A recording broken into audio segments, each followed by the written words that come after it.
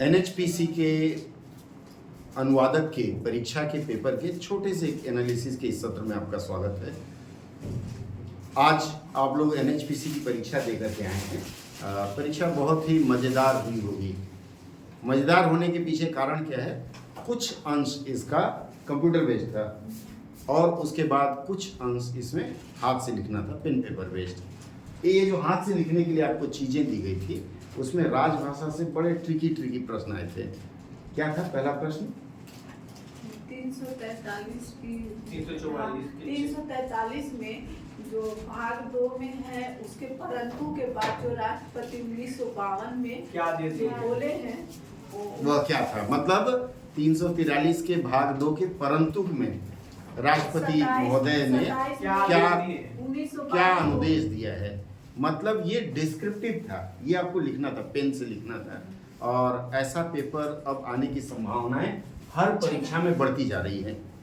अभी तक हमारे पास 4 विकल्प दिया जाता था कि ये नहीं तो ये नहीं तो ये, अक्कड़ बक्कड़ बम्बे वो हम लोग कर लेते थे, लेकिन इस बार इन्होंने चौंका दिया है और समय के साथ साथ बदलना है तो ऐसा करना पड़ेगा। और अनुवाद के लिए मैं शुरू से आपको बताता आया हूँ कि अब ट्रेंड बदला है। पिछले 3 सालों से आईसीएसई या सीबीएसई बोर्ड की कहानी की किताब से अंश दिया जाता है। देखिए, एक बंकू बाबू फ्रेंड है सत्यजीत रे की कहानी आपके सामने रखा हूँ, इसमें से आया था। देखिए, अच्छा इसमें भी इन्होंने पूरी की पूरी कहानी नहीं कॉपी की थी। जैसे इन्होंने no one had ever seen Banku Babu get cross word नहीं था, कुछ और डाल दिया था, टेम्पर। ठीक है, टू टेल द ट्रूथ इसका मतलब है कि आप अगर सीबीएसई की परीक्षा के अंग्रेजी की पुस्तक का अनुवाद करने का अभ्यास करें तो मुझे सीबीएसई नहीं, आईसीएसई है ना, आईसीएसई बोर्ड के अंग्रेजी की पुस्तक का अनुवाद करना शुरू करें तो आपकी 90% समस्या हल हो जाएगी। हर परीक्षाओं में यही आता है। अभी तो आज तो रिजर्व बैंक की भी परीक्षा थी, ठीक है। इसके अलावा सबसे बड़ी बात है कि आपको, जैसे मैं शुरू से बताता आ रहा हूँ ना, पेपर 2 की तैयारी डे 1 से आप लोग करिए। अगर इस तरह से तैयारी करेंगे तो मुझे लगता है आज आप लोगों ने बहुत अच्छा किया ना। क्या कहती हैं?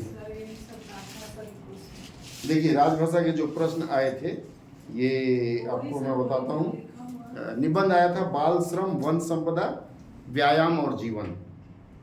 ख क्षेत्र के सभी क्षेत्रों में हिंदी में मूल भ्रष्टाचार का प्रतिशत क्या है? ये सब आप लोग अगर ईपीएफओ की तैयारी कर रहे हैं तो इसमें आ सकता है। 2024 में कितनी ये की गई है? राजभाषा नियम 1976 का नियम 7 का खंड 2 क्या है?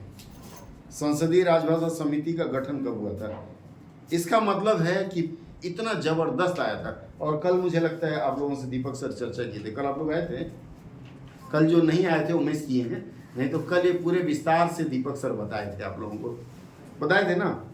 343 का खंड 3, 344 का खंड 4, समिति का गठन, संविधान लागू होने के समय कितनी भाषाओं को 8वीं अनुसूची में स्थान मिला, अनुच्छेद 344(4), सारी चीज़ें जो आपको बताई गई थी वही आपको मिली हैं। आने वाली परीक्षाओं में अगर सफल होना चाहते हैं तो आपकी कंसिस्टेंसी बनी रहनी चाहिए, ठीक है। बंकू बाबू की स्टोरी अगले सत्र में मैं अनुवाद कराऊंगा आप लोगों से। बने रहिए हमारे साथ, अगले सत्र में कुछ नया लेकर के आता हूँ।